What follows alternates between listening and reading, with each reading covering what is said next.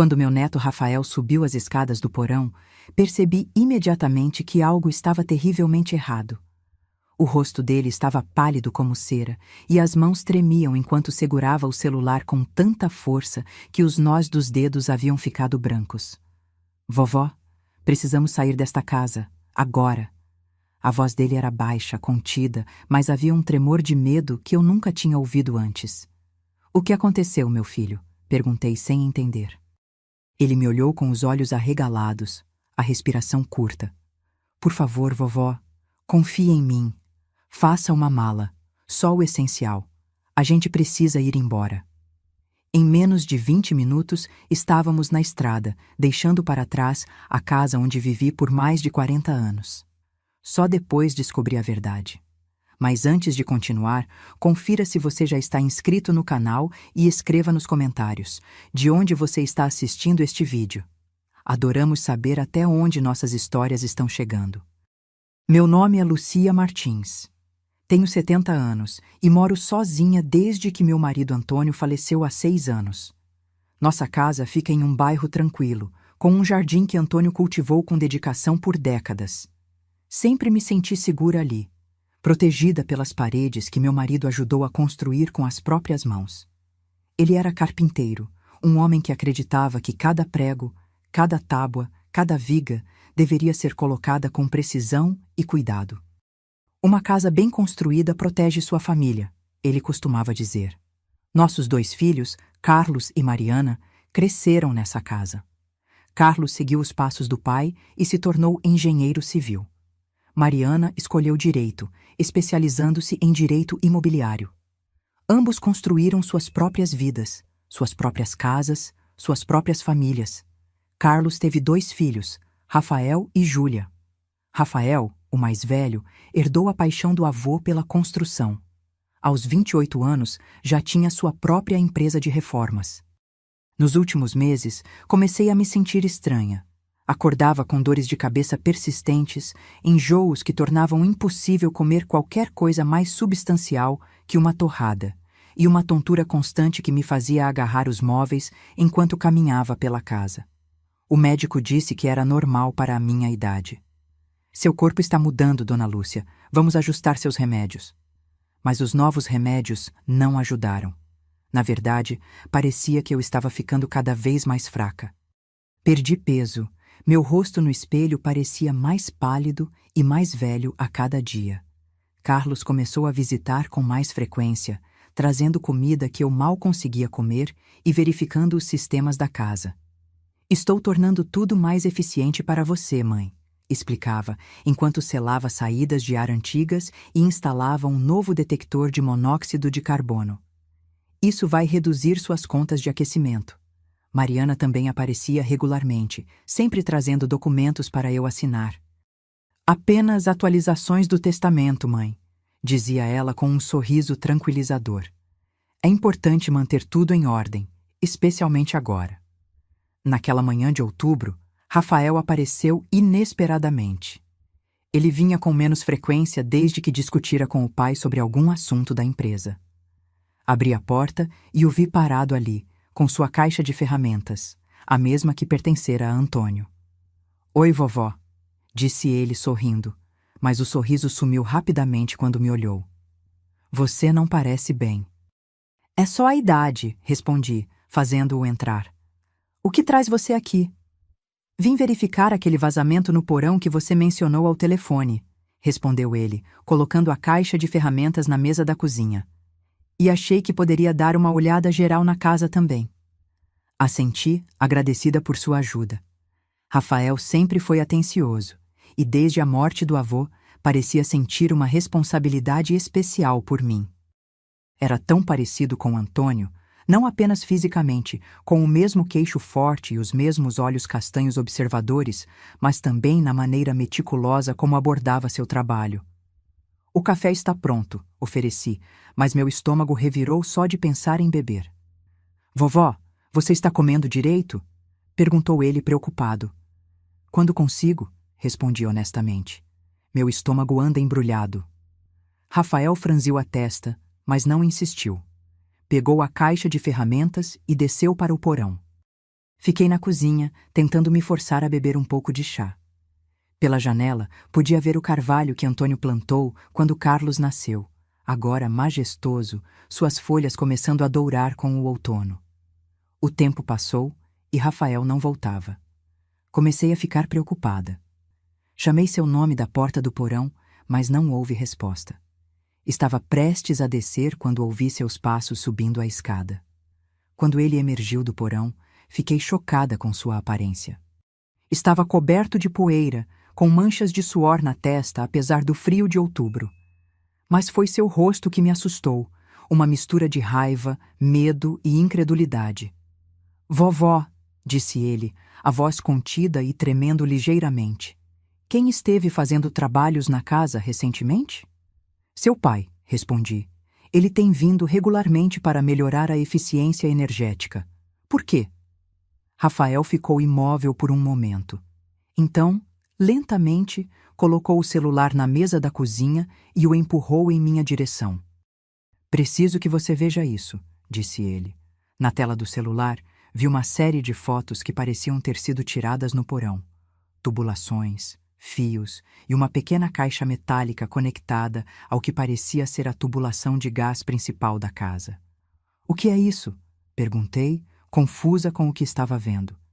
"É um sistema para liberar monóxido de carbono no seu quarto", disse Rafael, sua voz baixa mais intensa. "Está conectado ao seu aquecedor. Quando o aquecimento liga à noite, pequenas quantidades de gás são liberadas." Fiquei paralisada, incapaz de processar o que ele estava dizendo. "Isso não pode estar certo", murmurei. "Deve haver algum engano." "Não há engano, vovó." Rafael deslizou para outra foto, mostrando uma seção do que parecia ser uma parede. "Vê essas saídas de ar seladas? Estão estrategicamente fechadas para manter o gás concentrado no seu quarto. E isso..." Ele mostrou outra foto. "É o seu detector de monóxido de carbono. Foi manipulado para não funcionar." Meu coração batia tão forte que podia ouvi-lo nos meus ouvidos. "Mas quem faria isso? E por quê?" Rafael respirou fundo, como se estivesse se preparando para dizer algo terrível. "Vovó, seus sintomas, dores de cabeça, náuseas, tontura, são todos sinais de envenenamento por monóxido de carbono. Alguém está tentando te matar lentamente, fazendo parecer uma morte natural por idade." O mundo parecia estar desmoronando ao meu redor. As paredes da cozinha, tão familiares, de repente pareciam ameaçadoras. O chão sob meus pés parecia instável. "Seu pai", sussurrei. "Você está dizendo que Carlos fez isso?" "Ele é o único que esteve fazendo modificações na casa", respondeu Rafael, segurando minhas mãos.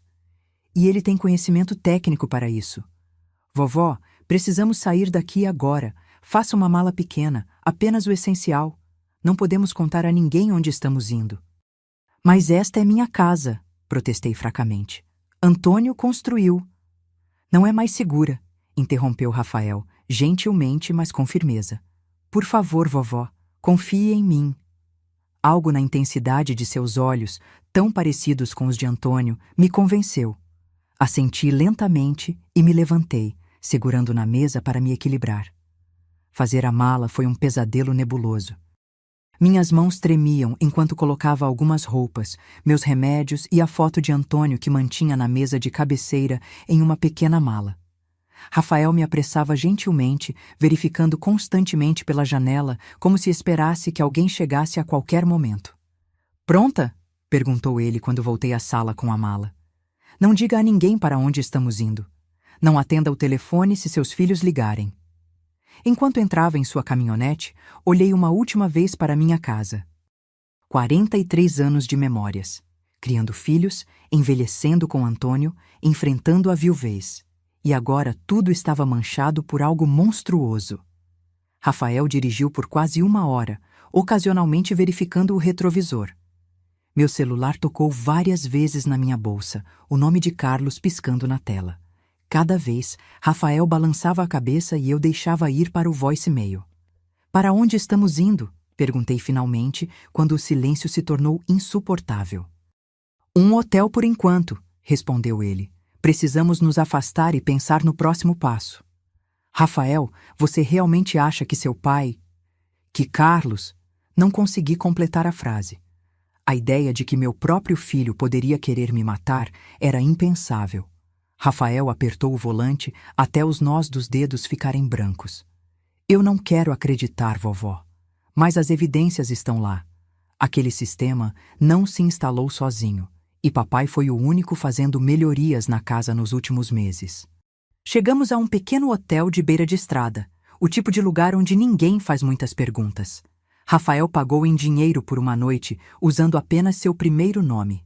No quarto simples, sentei-me na beira da cama, exausta e desorientada, enquanto ele fechava as cortinas e checava a tranca da porta. Precisamos falar sobre o que aconteceu, disse ele, sentando-se na única cadeira do quarto. E precisamos entender por que eles fariam isso. Naquela noite, nenhum de nós dormiu. Rafael pesquisava em seu laptop enquanto eu olhava fixamente para o teto, tentando entender como minha vida tinha virado de cabeça para baixo em um único dia. De manhã, Rafael tinha algumas respostas. A empresa do papai está falindo, disse ele, mostrando-me notícias online. Eles perderam um grande contrato há 6 meses e desde então têm despedido funcionários. Carlos nunca mencionou problemas financeiros, disse eu, tentando absorver essa nova informação. Ele não contaria a ninguém, respondeu Rafael. Ele sempre foi orgulhoso demais, mas há mais. Ele clicou em outra página. A casa dele e da mamãe está com hipoteca atrasada. Eles podem perder tudo. E há outra coisa. Ele hesitou. O quê? Pressionei. A tia Mariana tem feito você assinar documentos, certo? Perguntou ele. Quando assenti, ele continuou. Consegui acessar os e-mails dela. Ela e o tio Paulo estão com problemas também. A clínica médica dele está afundada em dívidas, e eles acabaram de receber uma notificação de execução hipotecária da casa de veraneio. Senti um frio na espinha. Mas o que isso tem a ver comigo? Sua casa, vovó, respondeu Rafael suavemente. Está completamente quitada e vale mais de 1 milhão agora com todo o desenvolvimento do bairro. Se você morresse de causas aparentemente naturais, papai e Mariana dividiriam tudo. O quarto girou ao meu redor. Precisei segurar a beirada da cama para me estabilizar. Meus próprios filhos, sussurrei, tentando me matar por dinheiro. Rafael se levantou e sentou-se ao meu lado, colocando um braço ao redor dos meus ombros. Sinto muito, vovó. Eu queria estar errado. Respirei fundo, tentando acalmar meu coração acelerado. O que fazemos agora? Precisamos de mais provas, disse Rafael determinado. Algo concreto que possamos levar à polícia. Você já tem as fotos do dispositivo, apontei.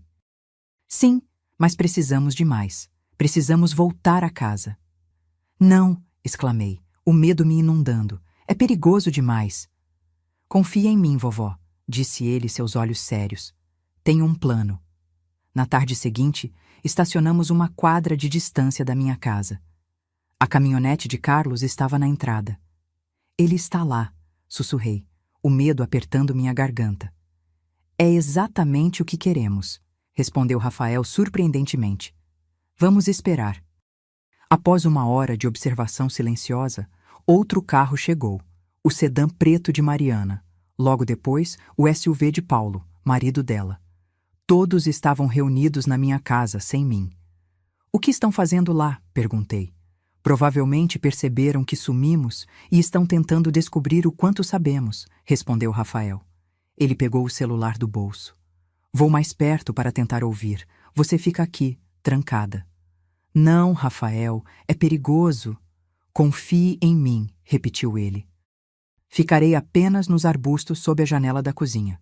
Consigo ouvir tudo de lá. Observei com o coração na garganta enquanto Rafael se esgueirava pelo quintal da casa, abaixando-se sob a janela da cozinha. Ficou lá por quase 20 minutos antes de voltar correndo para o carro. Temos que ir agora, disse ele, ligando o motor rapidamente. Eles estão nos procurando. Enquanto nos afastávamos, Rafael me contou o que ouviu. Carlos, Mariana e seus cônjuges estavam discutindo freneticamente onde eu poderia estar. Carlos culpava Rafael por colocar ideias na cabeça dela. Mariana estava preocupada que eu tivesse descoberto o plano. Plano? Repeti. Então Mariana também está envolvida? Todos estão, respondeu Rafael sombriamente. Mariana trabalha com direito imobiliário, sabe exatamente como transferir propriedades rapidamente. Paulo tem conhecimento médico. Provavelmente ajudou a calcular as dosagens de gás que te deixariam doente sem matar imediatamente. E Lúcia, a esposa do papai, estava pesquisando sobre vendas rápidas de imóveis. Fiquei em silêncio, tentando processar a profundidade da traição. Não apenas Carlos, mas Mariana também. Meus 2 filhos haviam conspirado para me matar. Não entendo, disse finalmente. Por que não pediram ajuda? Eu teria... Orgulho, interrompeu Rafael. E vergonha. Papai sempre foi o bem-sucedido, o que tinha tudo sob controle, e agora está perdendo tudo. Voltamos ao hotel apenas para descobrir o carro de Carlos no estacionamento. Como nos encontraram? Sussurrei, apavorada. Devem ter rastreado meu celular, respondeu Rafael, dando a ré rapidamente. Precisamos ir para outro lugar. Dirigimos por horas, parando apenas para abastecer e comprar lanches. Quando finalmente paramos em outro hotel, em outra cidade, era quase meia-noite. O que fazemos agora? Perguntei, exausta e desorientada. Vamos à polícia, respondeu Rafael determinado. Tenho as fotos, tenho gravações da conversa deles. É suficiente para iniciar uma investigação. Mas quando acordamos na manhã seguinte, prontos para ir à delegacia, descobrimos que não estávamos sozinhos. No estacionamento, vi o carro de Mariana e ao lado dele, o de Carlos. Eles nos encontraram de novo, disse Rafael, puxando-me de volta para o quarto. Vovó, preciso que você fique aqui. Tranque a porta e não abra para ninguém além de mim. O que você vai fazer? Perguntei, agarrando seu braço. Vou confrontá-los, respondeu ele com uma determinação que me lembrou tanto de Antônio que doeu. É hora de acabar com isso. Observei pela janela enquanto Rafael caminhava em direção ao estacionamento, onde Carlos e Mariana estavam ao lado de seus carros, conversando tensamente. Quando viram Rafael, pararam e se viraram para ele. Não conseguia ouvir o que diziam, mas podia ver pela linguagem corporal que a conversa estava ficando acalorada. Carlos apontava o dedo para Rafael, seu rosto vermelho de raiva. Mariana parecia estar tentando acalmar os dois, olhando nervosamente ao redor. De repente, Carlos empurrou Rafael com força, fazendo-o cambalear para trás. Meu coração quase parou. Antes que eu pudesse reagir, vi Paulo saindo de trás de um carro, segurando o que parecia ser um bastão ou cano. O medo me paralisou por um momento. Depois me fez agir. Peguei meu celular e disquei 190 com dedos trêmulos. Emergência, qual é o seu problema? Por favor, rápido, sussurrei. Meu neto está sendo atacado no estacionamento do Hotel Rota 66 em... Olhei freneticamente pela janela procurando o endereço e o vi em um folheto na mesa. Avenida Principal, 1432. Meu filho e minha filha, eles estão tentando machucá-lo. Por favor, venham depressa. Enquanto falava, vi Paulo se aproximando de Rafael por trás. Ele ergueu o bastão. Não! Gritei, mesmo sabendo que não podiam me ouvir. Larguei o telefone e corri para a porta. Quando cheguei ao estacionamento, Rafael estava no chão, segurando a cabeça. Paulo estava sobre ele com o bastão levantado novamente. Carlos e Mariana observavam, imóveis. Parem! Gritei, correndo em direção a eles. A polícia está vindo! Carlos se virou para mim surpreso. Por um momento, vi algo em seus olhos. Não arrependimento, mas cálculo. Mãe, disse ele, forçando um sorriso. Finalmente, estávamos tão preocupados. Afastem-se dele, ordenei, ajoelhando-me ao lado de Rafael. Sangue escorria de um corte em sua testa. Isso é um grande mal-entendido, disse Carlos suavemente. Rafael tem enchido sua cabeça com histórias malucas. Ele precisa de ajuda psiquiátrica. Eu vi o dispositivo no porão, respondi, ajudando Rafael a se sentar. Vi o monóxido de carbono. O rosto de Carlos mudou, a máscara de preocupação desaparecendo. Você não entende o que estamos passando. Então me explique, desafiei, levantando-me para encará-lo. Explique por que meus próprios filhos tentaram me matar.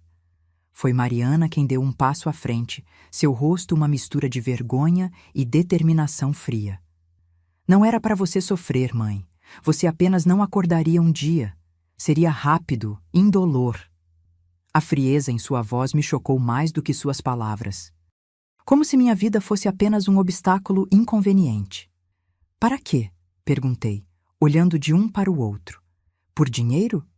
Carlos perdeu tudo, disse Mariana, olhando para o irmão. A empresa está falindo, a casa está sendo executada, e Paulo... Ela olhou para o marido. Paulo precisa de uma cirurgia cara que o plano de saúde não cobre. Estamos desesperados. Vocês poderiam ter pedido ajuda, sussurrei. Eu teria feito qualquer coisa. Não seria suficiente, interrompeu Carlos. Precisamos vender sua casa. É o único jeito. O som de sirenes ao longe fez com que todos olhássemos em direção à rua. Carlos se virou para mim, seus olhos agora cheios de uma raiva fria. Você chamou a polícia? Contra sua própria família? Vocês não são mais minha família, respondi, surpreendendo a mim mesma com a firmeza na minha voz. Vocês desistiram desse direito quando decidiram que minha vida valia menos que dinheiro. Carlos deu um passo em minha direção, mas Rafael se levantou, cambaleando ligeiramente. Não se aproxime dela, avisou ele. As sirenes estavam mais altas agora. Carlos olhou freneticamente ao redor, depois para Mariana e Paulo. Temos que sair daqui, disse ele urgentemente. É tarde demais, respondeu Rafael, segurando meu braço para se apoiar. Acabou. 2 carros de polícia entraram no estacionamento, luzes piscando. Carlos fez uma última tentativa desesperada. Mãe, por favor. Somos sua família. Não faça isso conosco. Olhei para o rosto do homem que criei, que embalei em meus braços, que ensinei a andar. E não vi nada do menino que conheci. Vocês fizeram isso a si mesmos, respondi, virando-me para os policiais que se aproximavam. Os dias que se seguiram foram uma série interminável de depoimentos, exames e perguntas. A polícia investigou minha casa e encontrou exatamente o que Rafael havia documentado. Um sistema sofisticado, projetado para liberar monóxido de carbono no meu quarto enquanto eu dormia. O detector havia sido sabotado. Encontraram e-mails e mensagens de texto entre Carlos, Mariana e seus cônjuges, discutindo o plano e quanto minha casa valia. O promotor disse que era um caso sólido, tentativa de homicídio premeditado e conspiração. Carlos, Lúcia, Mariana e Paulo foram todos presos e aguardavam julgamento. Fiquei hospedada temporariamente com Rafael, incapaz de voltar para minha casa. Cada vez que fechava os olhos, via o rosto frio de Carlos, ouvia a voz calculista de Mariana. Como meus próprios filhos poderiam ter me traído tão completamente? Você vai testemunhar? Perguntou Rafael uma noite, enquanto jantávamos em seu pequeno apartamento. Olhei pela janela para a cidade desconhecida lá fora. Tenho escolha?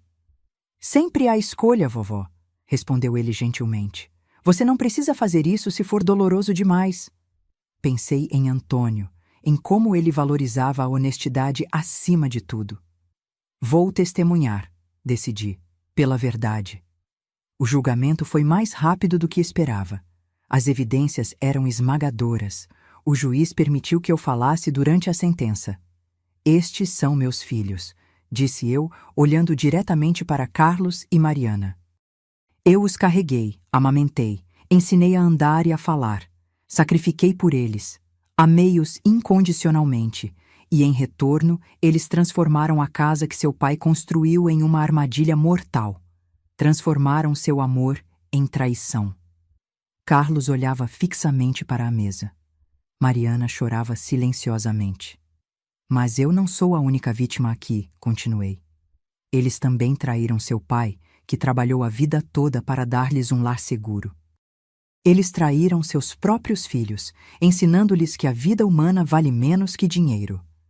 Olhei para Rafael, sentado na primeira fila. Mas nem tudo foi perdido. Meu neto, que carrega o legado de seu avô, não apenas em suas habilidades, mas em seu caráter, salvou minha vida. Ele provou que a honestidade e a integridade que Antônio valorizava sobrevivem nele. A sentença veio rapidamente. Carlos pegou 15 anos por tentativa de homicídio e conspiração. Mariana recebeu 12 anos. Paulo e Lúcia, 8 anos cada. Observei-os serem levados algemados, sentindo um vazio que nunca imaginei possível. Rafael me levou de volta ao seu apartamento. Sentei-me no sofá, exausta emocional e fisicamente. "O que você vai fazer agora, vovó?" perguntou ele, sentando-se ao meu lado. Olhei pela janela para a cidade que não era minha. "Não sei. Não posso voltar àquela casa." "Pode vir morar comigo", ofereceu ele. Sorri fracamente. "Você é jovem, Rafael. Precisa de sua própria vida, não de uma avó para cuidar. E se encontrássemos um lugar para você perto de mim? Um apartamento pequeno, fácil de manter?" A ideia tinha mérito, um novo começo, longe das memórias envenenadas da casa antiga. "Talvez", concordei. "Mas primeiro, preciso voltar uma última vez. Há coisas que quero pegar." 2 dias depois, Rafael me levou de volta à casa. Entrar foi mais difícil do que imaginei. Cada cômodo continha memórias, algumas boas, outras agora manchadas por traição. No meu quarto, parei na porta, incapaz de entrar. "Não consigo dormir aqui novamente", disse a Rafael, sabendo o que eles planejaram. "Não precisa", respondeu ele gentilmente.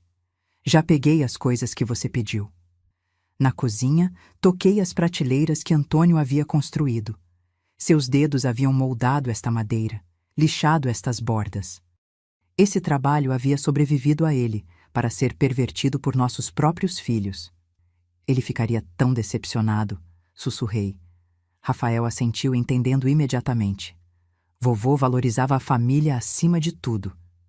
"Ele teria ficado orgulhoso de você", respondi, olhando para meu neto. "Por me salvar, por fazer a coisa certa, mesmo sendo tão difícil." Olhei pela janela para o carvalho que Antônio plantou quando Carlos nasceu. Suas folhas douradas brilhavam ao sol de outono. "Vou vender esta casa", decidi. "Não posso mantê-la sabendo o que aconteceu aqui." "Tem certeza?" perguntou Rafael. "É sua casa. Vovô a construiu para você." "É apenas uma casa agora", respondi. Os valores que Antônio colocou nela, segurança, proteção, amor, foram corrompidos. Mas esses valores sobrevivem em você, Rafael, e é isso que importa. Uma semana depois, coloquei a casa à venda. O corretor disse que o mercado estava aquecido, muitas famílias jovens procurando casas no bairro. Não contei a ele a história sinistra por trás da venda. Rafael me ajudou a encontrar um pequeno apartamento a poucos quarteirões do seu. Era no térreo, com um pequeno jardim onde eu poderia cultivar algumas flores. Não era muito, mas era seguro. E meu. As semanas se transformaram em meses. O noticiário local cobriu brevemente o caso dos filhos que tentaram matar a própria mãe por herança, mas logo outras histórias tomaram seu lugar. A casa foi vendida para uma jovem família com 2 crianças pequenas. Não contei a eles sobre o dispositivo no porão ou as noites que passei doente naquele quarto. A polícia havia removido tudo, e a casa estava segura novamente. No meu novo apartamento, criei uma rotina. Cuidava do jardim pela manhã, lia à tarde e às vezes caminhava até uma pequena cafeteria próxima. Rafael vinha jantar 2 vezes por semana, às vezes trazendo sua namorada Laura, uma arquiteta com olhos gentis e um sorriso fácil. Foi durante um desses jantares que Rafael fez o anúncio. "Vovó", disse ele, segurando a mão de Laura, "compramos um terreno. Vamos construir nossa própria casa." "Isso é maravilhoso", respondi, genuinamente feliz por eles. "E eu queria te mostrar os planos", continuou ele, desenrolando algumas plantas na mesa. "Porque incorporei alguns dos elementos que o vovô usou na casa antiga." Olhei para os desenhos, reconhecendo imediatamente certos aspectos: O layout da sala de estar, o design das prateleiras embutidas, o tipo de acabamento nos batentes das portas. Queria honrar o legado do vovô, explicou Rafael. A maneira como ele construía, com cuidado e atenção aos detalhes. Laura tem ajudado a modernizar o design, mas mantivemos os princípios que ele valorizava. Toquei o papel suavemente, traçando as linhas com os dedos. Antônio sempre dizia que uma casa bem construída protege sua família, murmurei. E é isso que estamos construindo, disse Laura, sorrindo. Um lugar seguro, como ele teria feito. Naquele momento, senti uma emoção que não experimentava há muito tempo. Esperança. Apesar de tudo o que havia acontecido, o verdadeiro legado de Antônio continuava, não nas paredes da casa antiga, mas nas mãos e no coração do neto. Os meses se passaram e minha nova vida ganhou forma. A primavera chegou, trazendo flores para meu pequeno jardim. Minha saúde melhorou. As dores de cabeça desapareceram, recuperei algum peso e podia andar sem me agarrar aos móveis para me equilibrar. Foi como acordar de um longo pesadelo. Uma manhã de abril, recebi uma carta da prisão. O nome de Carlos no remetente. Fiquei olhando para o envelope por muito tempo, incapaz de abri-lo. Finalmente, coloquei-o em uma gaveta sem ler. Na semana seguinte, veio uma carta de Mariana. Também a deixei fechada. Você não vai ler? Perguntou Rafael quando lhe contei sobre as cartas. Balancei a cabeça. Ainda não estou pronta para ouvir o que eles têm a dizer. Ele assentiu, compreensivo. Sem pressa, vovó. Você não deve nada a eles. Havia dias em que me pegava pensando em como chegamos àquele ponto. Como meus filhos, que eu havia criado para serem honestos e compassivos, poderiam ter se transformado em pessoas capazes de tal traição. Tentava lembrar sinais que poderia ter perdido, momentos de crueldade ou egoísmo quando eram jovens que poderiam ter previsto o que fariam. Mas a verdade é que não havia sinais óbvios. Carlos e Mariana foram crianças normais que se tornaram adultos ambiciosos.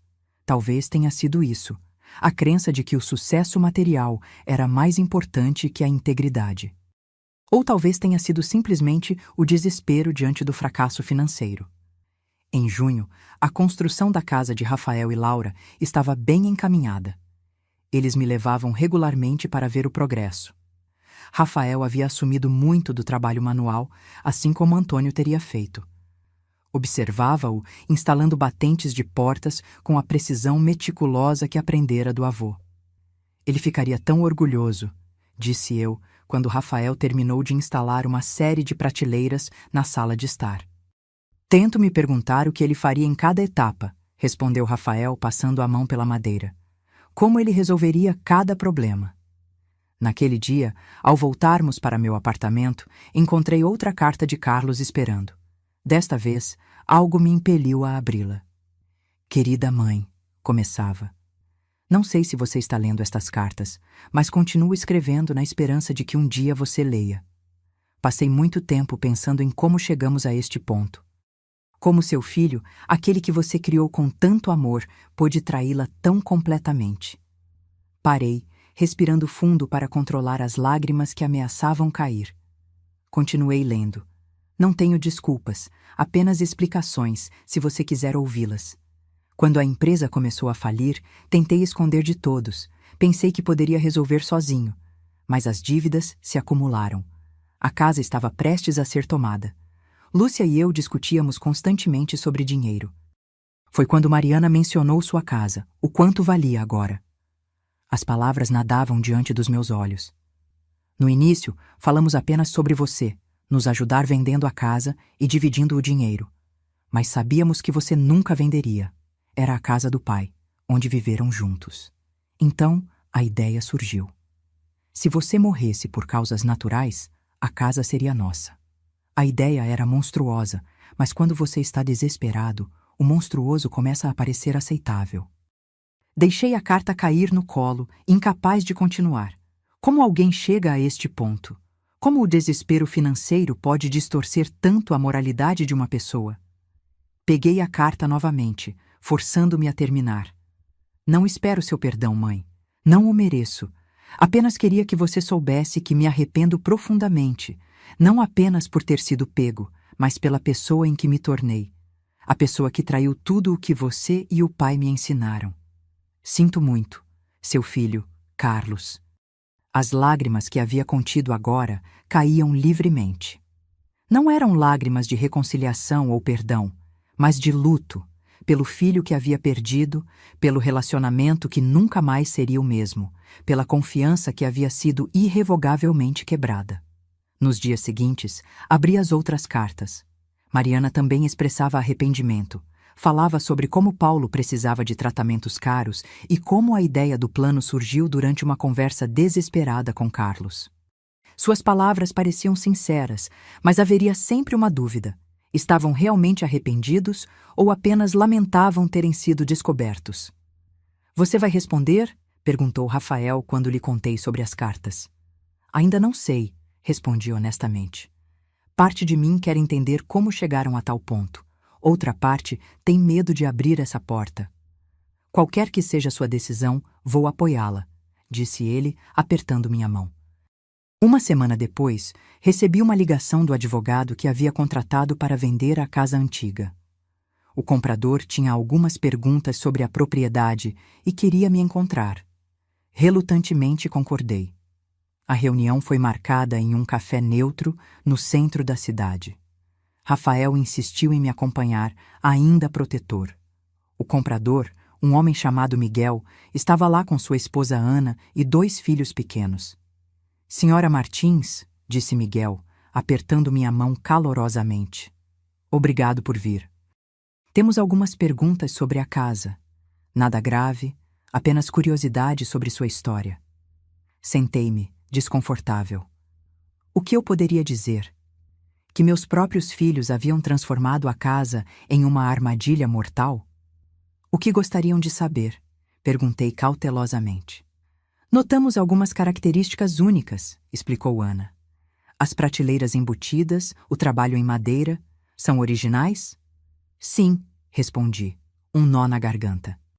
Meu marido, Antônio, construiu grande parte da casa com as próprias mãos. Era carpinteiro? Perguntou Miguel, interessado. Sim, ele acreditava que uma casa deveria ser construída para durar gerações. O filho mais velho, um menino de talvez 8 anos, olhou para mim com olhos curiosos. Você morou lá por muito tempo? 43 anos, respondi, desde antes do seu pai nascer. Por que vendeu? Perguntou ele inocentemente. Um silêncio caiu sobre a mesa. Rafael tensionou ao meu lado. Como explicar a verdade a uma criança? Às vezes, respondi finalmente, escolhendo as palavras com cuidado. Uma casa guarda muitas memórias. Algumas são boas, outras são difíceis. Chegou um momento em que precisava de um novo começo. Os pais trocaram olhares, percebendo que havia mais na história, mas respeitaram minha privacidade. A casa precisa de alguns reparos, disse Miguel, mudando de assunto. Especialmente no sistema de aquecimento. Encontramos algumas alterações estranhas no porão. Meu coração disparou. A polícia não havia removido tudo? Que tipo de alterações? Perguntou Rafael, sua voz controlada, mas tensa. Parece que alguém fez algumas modificações amadoras no sistema de gás, explicou Miguel. Já chamamos um técnico para normalizar tudo. Só estávamos curiosos se você sabia sobre isso. Olhei para Rafael e ele assentiu levemente. Era melhor contar uma versão editada da verdade. Meu filho tentou fazer algumas melhorias na casa, disse eu. Mas ele não era qualificado. Por favor, certifique-se de que um profissional inspecione tudo cuidadosamente. Miguel assentiu. Já estamos fazendo isso. Segurança em primeiro lugar, especialmente com crianças. Ao sairmos do café, senti um peso sendo levantado dos meus ombros. Aquela família transformaria a casa em algo novo, apagando as sombras deixadas pela traição dos meus filhos. Você fez a coisa certa, disse Rafael enquanto caminhávamos. Eles precisavam saber para se protegerem. Espero que sejam felizes lá, respondi. Que criem memórias melhores do que as últimas que tive. No outono, a casa de Rafael e Laura estava quase pronta. O design combinava elementos tradicionais que Antônio teria usado com toques modernos, sugeridos por Laura. Era uma casa que olhava para o futuro enquanto honrava o passado. Gostaríamos que você viesse morar conosco quando estiver pronta, disse Rafael um dia, surpreendendo-me. O quê? Perguntei confusa. Projetamos um pequeno apartamento anexo, explicou Laura, com entrada privativa e tudo o que você precisa para ser independente, mas conectado à casa principal. Você não precisa fazer isso, protestei. Vocês são jovens, vão querer sua privacidade, talvez formar uma família. É por isso mesmo que queremos você por perto, interrompeu Laura gentilmente. Família é importante para nós. A verdadeira família. As palavras me atingiram profundamente. Família. Uma palavra que havia perdido seu significado quando meus próprios filhos tentaram me matar, agora sendo reconstruída por um neto e sua companheira. Pense nisso, disse Rafael.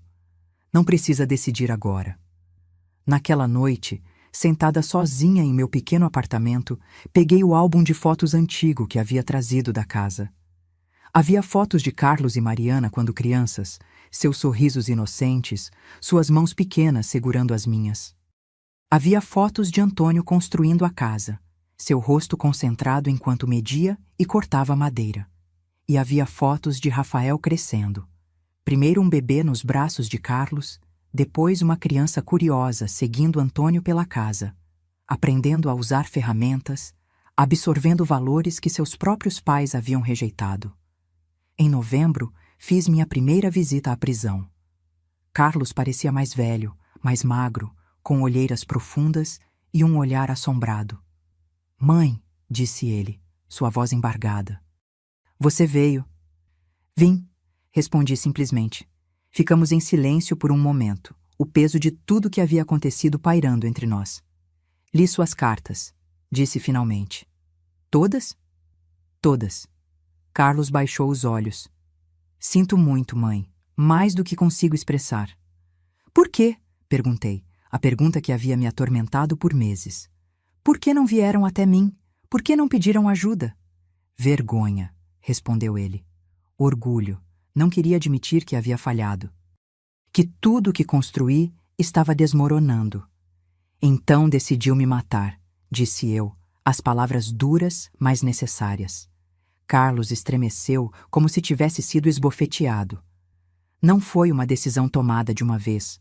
Foi gradual. Primeiro pensamos em te convencer a vender a casa. Quando ficou claro que você nunca faria isso, começamos a falar sobre alternativas. Foi Mariana quem sugeriu primeiro, mas eu elaborei o plano. Usei meu conhecimento técnico para projetar algo que pareceria natural." A frieza clínica com que ele descrevia o plano me gelou até os ossos. "Antônio ficaria tão decepcionado", disse eu. "Eu sei", respondeu Carlos, lágrimas nos olhos. "Eu traí tudo o que ele representava, tudo o que ele me ensinou. Não apenas ele. Você traiu a si mesmo, seus próprios filhos, sua irmã. Rafael nunca vai me perdoar, vai?" "Isso é com ele", respondi. "Ele salvou minha vida quando você tentou tirá-la." Saí da prisão sentindo-me exausta, mas estranhamente mais leve. Não havia perdão ainda, talvez nunca houvesse completamente. Mas havia uma espécie de encerramento. A verdade havia sido dita, os motivos expostos, por mais feios que fossem. Visitei Mariana na semana seguinte. Nossa conversa foi similar: lágrimas, arrependimento, explicações que não justificavam nada. Quando saí, prometi voltar eventualmente, mas não logo. Precisava de tempo. Em dezembro, a casa de Rafael e Laura ficou pronta. Eles fizeram uma pequena festa de inauguração, apenas alguns amigos próximos e eu. O pequeno apartamento anexo estava pronto também, esperando minha decisão. Caminhei pelos cômodos, tocando as paredes, as prateleiras, os batentes das portas. Cada detalhe mostrava o mesmo cuidado que Antônio teria dedicado. Em um canto da sala de estar, vi algo que me fez parar. Uma pequena mesa que reconheci imediatamente. "É a mesa de cabeceira do vovô", explicou Rafael, notando meu olhar. A que ele fez para o quarto de vocês. Consegui restaurá-la. Toquei a madeira polida, lembrando-me de Antônio trabalhando nela em sua oficina, lixando cada superfície até ficar perfeitamente lisa. Coloquei aqui para você decidir se quer no seu quarto, caso decida ficar conosco, continuou Rafael. Olhei ao meu redor, para a casa construída com tanto amor e cuidado, para o neto que havia herdado não apenas as habilidades do avô, mas sua integridade e compaixão. Para Laura, que havia aceitado um projeto de vida que incluía uma senhora idosa com uma história complicada. Vou ficar, decidi, se o convite ainda está de pé.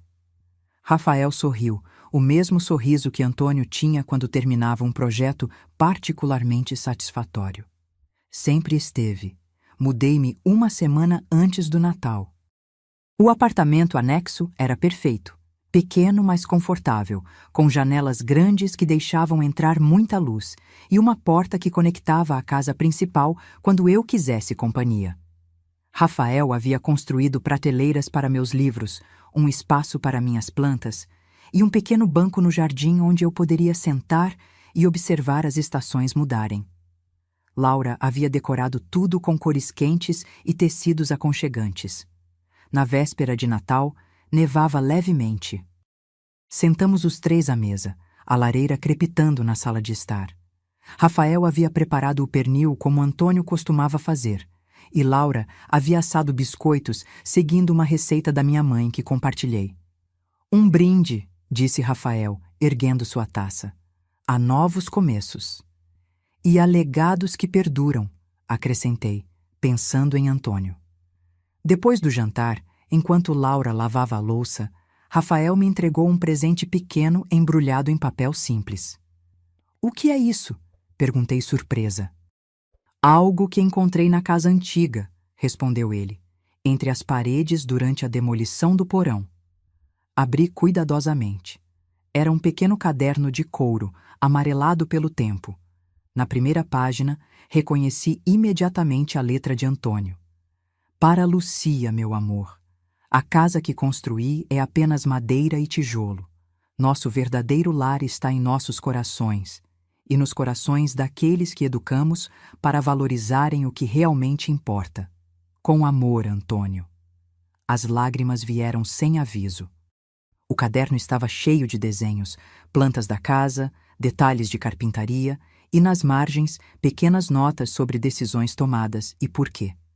Janelas maiores no quarto para Lúcia ter mais luz natural. Prateleiras mais baixas na cozinha para ela alcançar facilmente. Cada detalhe pensado com amor. Onde estava?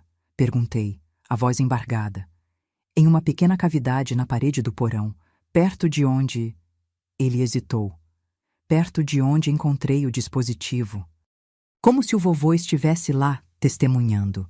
Abracei o caderno contra o peito. Ele estaria tão orgulhoso de você, Rafael. Não apenas pelo que você constrói, mas pelo homem que você é. Na primavera seguinte, Rafael e Laura anunciaram que estavam esperando um bebê. A notícia trouxe uma alegria que não sentia há muito tempo. Haveria uma nova geração, uma oportunidade de transmitir os valores que realmente importavam. Continuei visitando Carlos e Mariana na prisão, mas com menos frequência. Nossos encontros eram difíceis, cheios de silêncios desconfortáveis e arrependimentos tardios. Havia perdoado? Não completamente, mas estava aprendendo a separar o amor que ainda sentia pelos meus filhos do horror pelo que haviam feito. Em uma tarde de junho, sentei-me no banco do jardim, observando Rafael trabalhar na construção de um balanço para seu futuro filho. Seus movimentos eram precisos, cada medida verificada 2 vezes antes de cortar a madeira.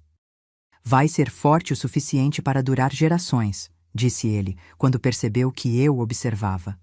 Como tudo que você constrói, respondi. Pensando sobre tudo o que havia acontecido, percebi que Antônio estava certo em suas palavras no caderno.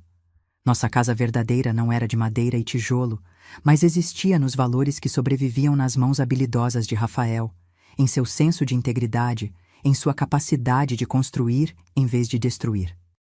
Carlos e Mariana haviam traído esses valores, transformando o trabalho de amor de Antônio em uma arma, mas não haviam conseguido destruir seu verdadeiro legado. Ele continuava, mais forte que nunca, em nosso neto. No final do verão, recebi uma carta inesperada. Era de Júlia, filha de Carlos e irmã de Rafael. Ela havia se afastado após descobrir o que o pai havia feito, mudando-se para outra cidade e cortando contato com a família. Agora escrevia, pedindo para me visitar. Claro que você deve vê-la, disse Rafael quando mostrei a carta. Havia tensão em sua voz. Ele e a irmã haviam se distanciado muito antes disso tudo acontecer. Júlia chegou num domingo ensolarado. Estava mais magra do que me lembrava, com olhos cautelosos e um sorriso hesitante. Vovó, disse ela, abraçando-me tentativamente. Senti sua falta. Eu também senti a sua, respondi. Ela olhou em volta, admirando a casa de Rafael. É linda. Parece algo que o vovô Antônio teria construído. Essa era a intenção, respondeu Rafael, aparecendo na porta. Houve um momento de tensão, então ele atravessou a sala e abraçou a irmã.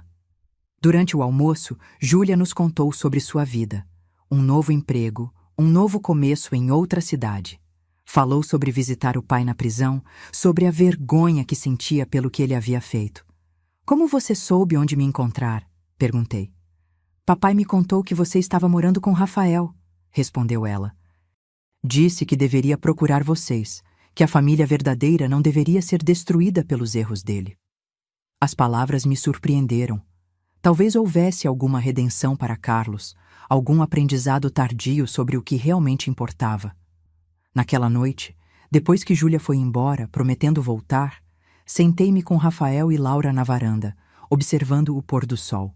A mão de Laura descansava protetoramente sobre sua barriga já visível. Você acha que a família pode se curar depois de algo assim? Perguntou Rafael, sua voz baixa e pensativa. Não sei, respondi honestamente. Algumas feridas são profundas demais para cicatrizar completamente. Mas talvez possamos construir algo novo a partir das ruínas. Algo diferente, mas ainda valioso. Como esta casa, sugeriu Laura.